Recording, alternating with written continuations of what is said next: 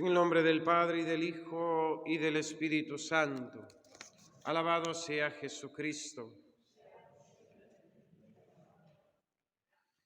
El Evangelio de la Transfiguración que la Iglesia nos da en este segundo domingo de Cuaresma, Evangelio que contrasta tantísimo con el del domingo pasado, las tentaciones de Jesús, quiere ser una manifestación, una declaración de una verdad de nuestra fe. Y es esta: el alma que se da a Dios, el alma que se entrega al servicio de Dios, goza ya en este mundo de la vida bienaventurada. Experimenta este gozo y esta felicidad ahora en este mundo. Lo afirma la Escritura. Ya en el Antiguo Testamento se llama bienaventurado al que cumple la ley de Dios y guarda sus mandamientos. Y el mismo Jesús llamará bienaventurados a los pobres, a los hambrientos y sedientos de justicia, a los que trabajan por la paz, a los mansos, incluso a los perseguidos, a aquellos a los que el mundo llamaría desdichados, infelices y tristes. Cristo los llama bienaventurados, felices, dichosos. El episodio de la Transfiguración sobre la montaña es una invitación a todos nosotros a subir, a elevarnos, a poner nuestro corazón en el bien supremo que es Dios nuestro Señor y no en los bienes transitorios y pasajeros de este mundo. Es de todos conocida la expresión del apóstol San Pablo en su carta a los Colosenses: buscad las cosas de arriba, allí donde está Cristo. Poned las mira en las cosas de arriba, no en las de la tierra. El mismo apóstol San Pablo lo recuerda hoy en la epístola, invitándonos a seguir con nuestra vocación y con la instrucción que hemos recibido de nuestra fe, recordándonos que la voluntad de Dios es esta, la santidad. Esta es la voluntad de Dios, vuestra santificación. Dios no nos ha llamado a una vida impura y con ello podemos decir a una vida mundana. Dios nos ha llamado a una vida santa en nuestro Señor Jesucristo. Asimismo, animando a los corintios en el combate y la lucha por la santidad y la vida cristiana, el mismo apóstol San Pablo les recordará que aquellos que confesamos a Cristo como Dios y Salvador, no ponemos nuestra mirada en las cosas que se ven, sino en las que no se ven, porque las cosas que se ven son temporales, pero las que no se ven son eternas. Mis queridos hermanos, la Cuaresma nos invita a la práctica de la penitencia, a la ascesis, a la lucha, al combate espiritual, al desprendimiento, a la purificación, y todo ello mediante esas prácticas tan sencillas, tan a nuestra mano, como son la oración, el ayuno y la limosna. Y todo ello no por un fin en sí mismo. El fin de la Cuaresma no es practicar limosna, el fin de la Cuaresma no es practicar más oración, el fin de la Cuaresma no es practicar más penitencia, sino que todo ello es un medio por el cual nuestra alma se eleva, se dominan nuestras pasiones y se eleva nuestro espíritu a las cosas que realmente valen la pena, aquellas que son importantes, aquellas que tienen la condición de eternidad, porque no pasarán nunca. Mediante el ayuno corporal y la penitencia, ayudados de la gracia de Dios, se doma nuestras pasiones y se eleva nuestra alma. Canta el prefacio que todos los días la Iglesia reza en Cuaresma. ¿Y cómo se doman nuestras pasiones? Desprendiéndonos de lo temporal, de lo accesorio, de lo que no cuenta, de lo superfluo. ¿Y a dónde se eleva nuestra alma?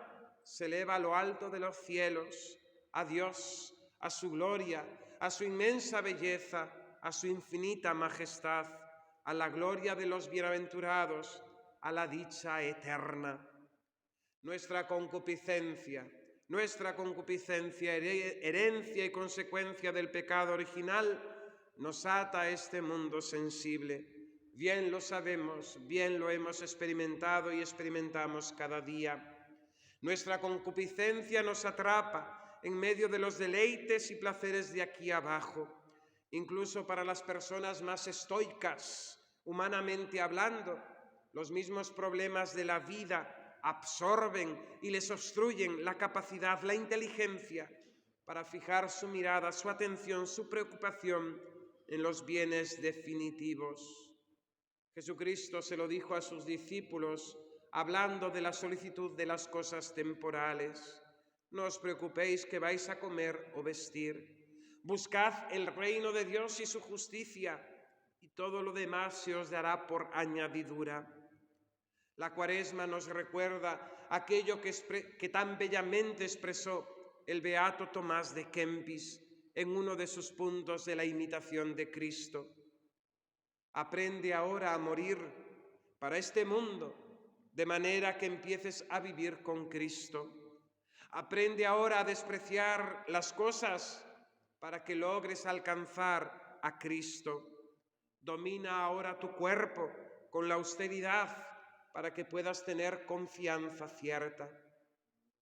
Nuestro Señor Jesucristo, en ese camino de su vida hacia Jerusalén, hacia esa escena final del Monte Calvario, donde entregará su vida por nosotros, crucificado y dando la vida por nosotros, después de anunciarle a los apóstoles en ese camino repetidas veces que tenía que morir, que tenía que sufrir la pasión, que era necesario que el Hijo del Hombre fuese entregado, les muestra sobre el monte de la transfiguración un rayo de su divinidad. Su rostro y sus ropas se pusieron fulgurantes como una luz, milagro maravilloso y estupendo que cautiva a los 3 discípulos, pero especialmente a San Pedro, que exclama aquellas palabras: «Qué bueno, Señor, es estarnos aquí contigo». Es el sentimiento y el afecto que siglos antes había expresado el rey David en el Salmo. Dichosos los que habitan en tu casa, Señor, alabándote siempre. Qué deseables son tus moradas, Señor de los ejércitos. Mi alma y mi corazón anhelan y se consumen por los atrios del Señor. Mi corazón y mi carne retozan por el Dios vivo. Dichosos los que viven en tu casa, Señor, alabándote siempre. La Iglesia nos invita a la penitencia para que también nosotros podamos tener la misma experiencia del rey David y la misma experiencia del salmista y podamos estar con el Señor y podamos también expresar nuestro gozo y nuestro afecto. Señor, qué bueno es estarnos aquí contigo. San Bernardo afirma que quien no es de algún modo bienaventurado antes de morir en esta vida, nunca lo será después de la muerte. Y por eso ahora debemos vivir unidos a Jesucristo en una especie de paraíso terrenal para poder ser recibidos en el reino de los cielos. Si nuestra alma no se eleva con frecuencia a Dios, esa es la definición de oración, la elevación de nuestra alma a Dios nuestro Señor para pedirle bienes. Si nuestra alma no se eleva frecuentemente a Dios, desprendiéndose de las cosas creadas, nunca poseeremos la vida bienaventurada del cielo. Esta vida es despreciada por los mundanos e incluso por ciertos hombres que se llaman religiosos, pero que consideran la oración como una pérdida de tiempo. Pero esta vida de oración es una vida misteriosa, al decir de los apóstoles, vida escondida en Dios, en Cristo Jesús.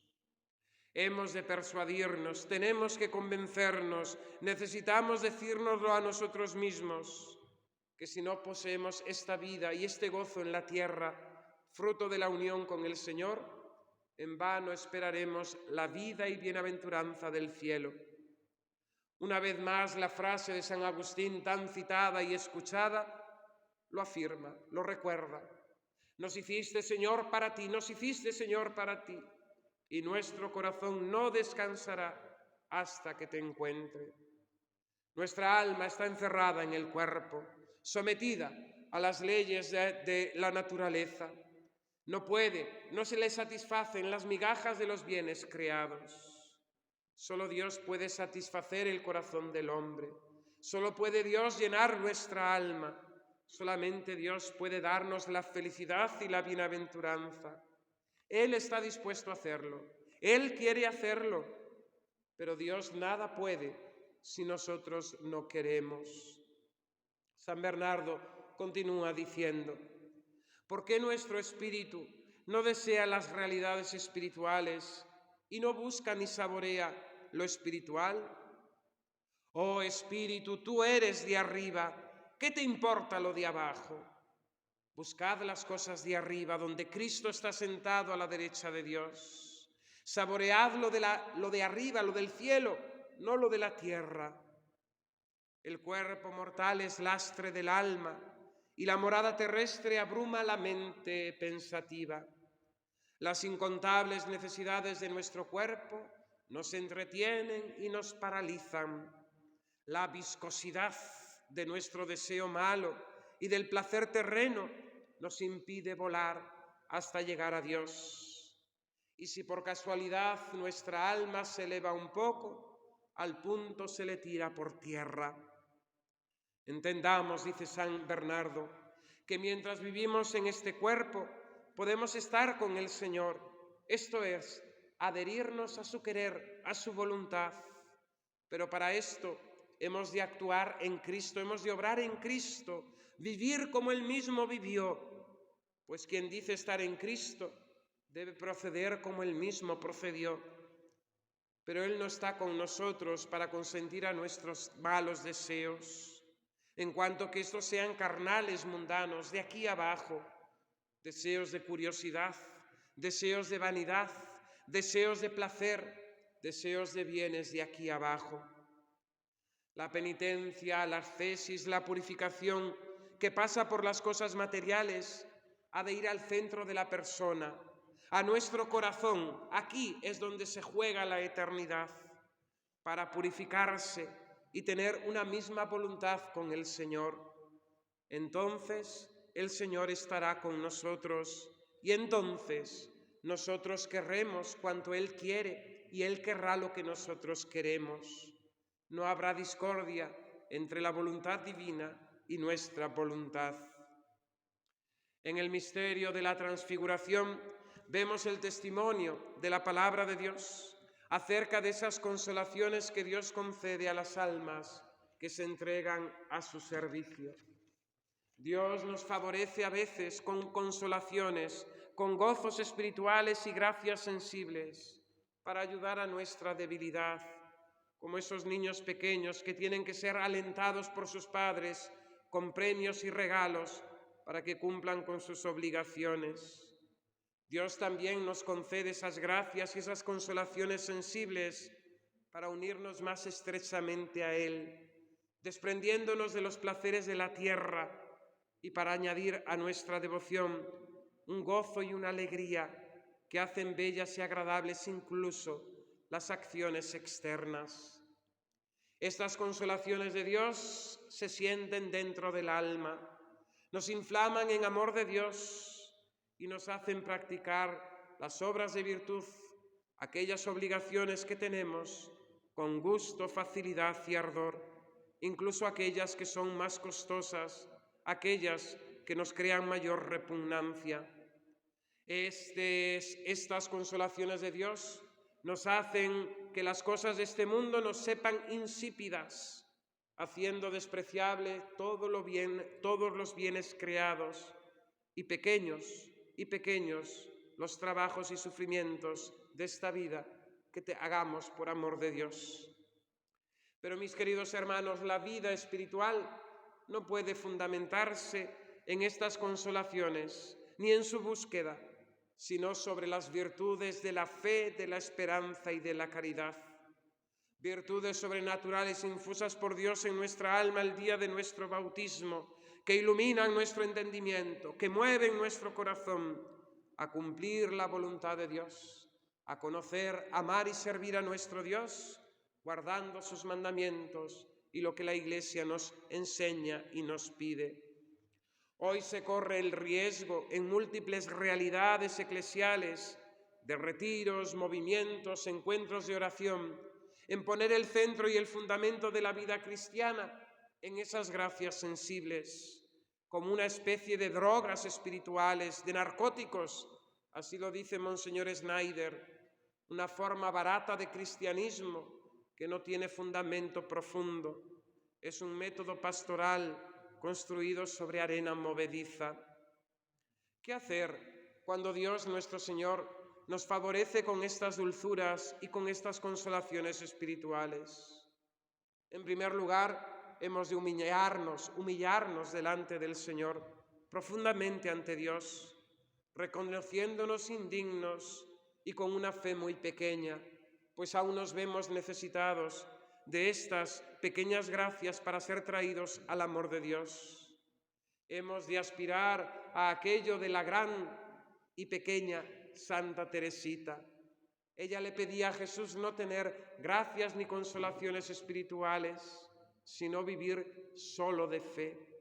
Vivir solo de fe es el camino más meritorio, es el camino que nos dará corona más grande, es el camino que Dios da a las almas más grandes.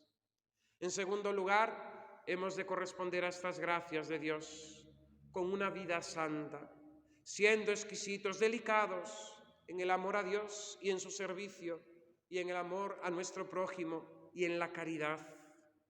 En tercer lugar, hemos de ser conscientes, así lo afirma San Ignacio de Loyola en sus criterios para el discernimiento de espíritu, que con la consolación vendrá después la desolación, y hemos de saber que Dios concede los consuelos para prepararnos para las pruebas, para las cruces, para las tentaciones, para las sequedades. Así lo hizo Jesús en el Evangelio de hoy de la Transfiguración, al mostrar ese rasgo de su divinidad, ese rayito de su divinidad a los 3 apóstoles predilectos. Quiso alentar en ellos la fe, la esperanza y la caridad, para que en el momento de la crucifixión permaneciesen junto a la cruz. Santiago escapó corriendo, huyó por miedo. Pedro negó al Señor. Solamente Juan, el discípulo amado, el alma virgen, el alma que se había entregado al Señor, fue junto con María al pie de la cruz.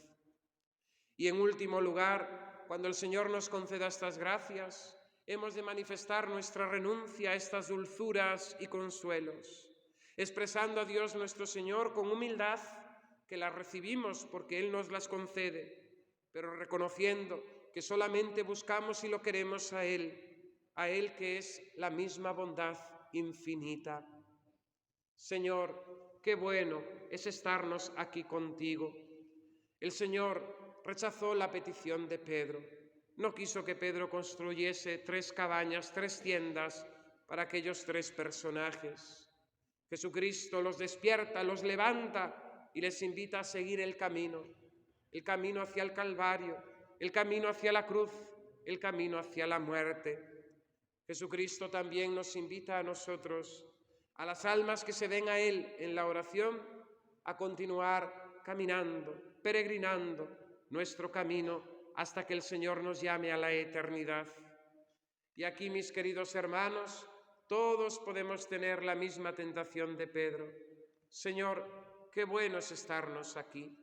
Los mundanos eliminando al Señor, qué bueno es estarnos aquí.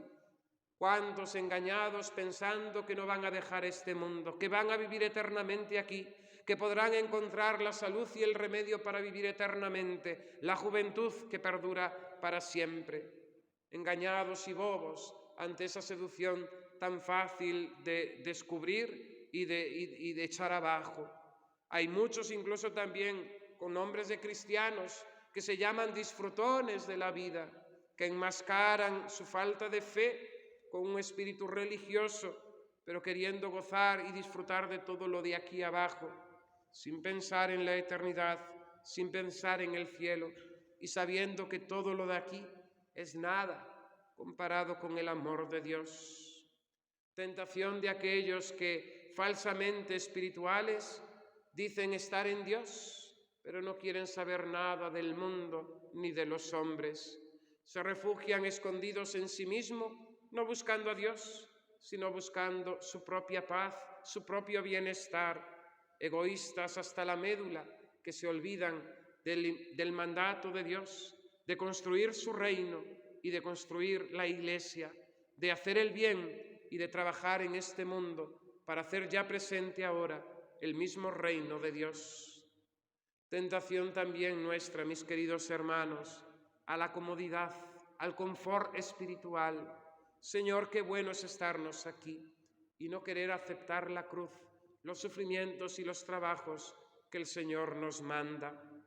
El Señor rechazó la petición de Pedro y rechaza también la petición de estos que no quieren aceptar su cruz. Continuemos nosotros nuestro camino hacia la Pascua. Caminemos, peregrinemos en esta andadura cuaresmal hacia la meta que el Señor nos tiene preparada, recordando aquellas palabras, la segunda parte del Salmo del rey David que hemos citado. Dichoso el hombre que encuentra en ti su fuerza y tiene tus caminos en su corazón. Cuando atraviesan áridos valles, los convierten en oasis, como si la lluvia temprana los cubriera con bendiciones. Caminan de baluarte en baluarte hasta ver al Dios de los dioses en Sión. Señor, escucha mi súplica, atiéndeme, Dios de Jacob. Fíjate, oh Dios, escudo nuestro, mira el rostro de tu ungido. Vale más un día en tus atrios que 1000 en mi casa, y prefiero el umbral de la casa de Dios que vivir con los malvados. Que así sea. En el nombre del Padre, y del Hijo, y del Espíritu Santo. Amén.